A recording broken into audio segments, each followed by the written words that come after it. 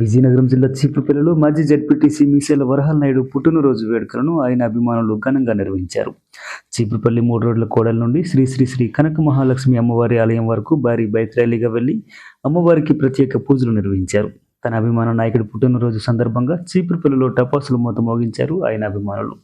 అనంతరం YCP party కార్యాలయంలో cake cut చేసి సంబరాలు జరుపుకున్నారు.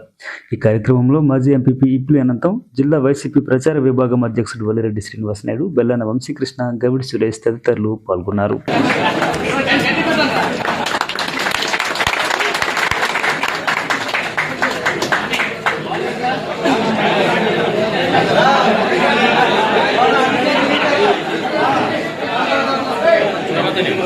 Gracias.